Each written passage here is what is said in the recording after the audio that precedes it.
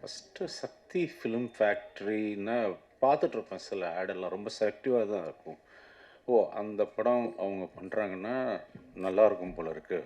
நல்லா பெருசா கொண்டு போய் சேர்ப்பாங்க போல இருக்குன்னு. அது ஒரு நாள் எனக்கு அமையறதுல வந்து, "சார் ரொம்ப தேங்க்ஸ் சார், ரொம்ப தேங்க்ஸ்." இந்த படம் சரி ஒத்துக்கிட்டேன் போய் பண்ணலாம் அப்படின்ட்டு போனேன். போனா ஷூட்டிங் ஸ்பாட்ல வந்து நின்னு யாரும் வேலை செய்யல. ஓடிக்கிட்டே இருக்காங்க. சரி கொஞ்சம் நம்ம நின்னு நான் மட்டும் தான் நின்னு வேலை செய்றேன். முடிச்சுட்டு போயிட்டேன். கொஞ்ச நேரத்துல திரும்பி வந்து பார்த்தா, அடுத்த நாள் பார்த்தா அப்படியே தான் இருக்காங்க. நான் போய் என் அசிஸ்டன்ட்ட கேட்டேன், "டேய் இவங்கலாம் எப்ப சாப்பிடுறாங்க? எப்ப தூங்குறாங்க?" ஒண்ணுமே புரியல எங்களுக்கு ஆக்சுவலா. ஓ! இப்படியெல்லாம் தான் படம் எடுத்திருக்கணுமோ? அப்படின்ற மாரி இந்த டென்னிஸ் இதெல்லாம் வந்து ஒரு அசுரத்தனமான உழைப்பு.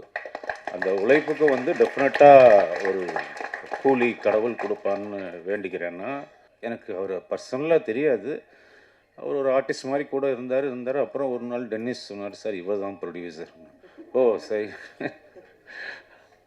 அப்புறம் நெறைய வாட்டி அவர் இங்க போவாரு, வருவாரு. நான் பார்த்து யோசிச்சிருக்கேன். ஓ! நம்ம இன்வெஸ்ட் பண்றோம், இவங்கெல்லாம் சரியா வேலை செய்றாங்களான்னு பார்க்கலான்ட்டு இருக்காரோ! அப்படின்னு. ஸோ அந்த மாரி இல்லாம that's jokes apart is very big support for us. Music நான் கேட்ட உடனே 4 லைன் தான் கேட்டேன். 4 இது என்னன்னா, யார் music director? That's all. Tax me to say okay director கூப்பிட்டு கேட்டு யார் நல்லா இருக்குங்க, சவுண்டிங் நல்லா இருக்கணும் மியூசிக்னா. ஸோ இந்த படத்துக்கு ரொம்ப நல்லா மியூசிக் பண்ணி கொடுத்துருக்காரு. அதே மாதிரி technicians all the people work there like really really well. Kausalya ma'am என்னங்க சொல்கிறது, நாங்கள் அப்படியே பார்த்து சொல்லு ஊற்றிருக்கோம். திடீர்னு கொண்டு போய் பக்கத்தில் உட்கார வச்சோன்னே ஐயோ மாடை இவங்களா இல்லைம்மா, அவங்க இருக்கிற இடமும் தெரியாது, இருக்கிற எதுவும் தெரியாது, அவ்வளோ அமைதியானவங்க. அதுக்கு அப்படியே குவைட் ஆப்போசிட்டு குஷி.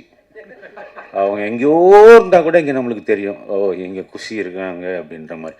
ஆனால் நிஜமாக ஒருத்தர் எப்பயுமே சந்தோஷமாக இருக்கிறதுக்கெல்லாம் கடவுள் வந்து வரப்பிரசாதம் வேணுங்க. நம்ம எல்லாருமே எப்பவுமே சந்தோஷமாக இருக்க முடியாது.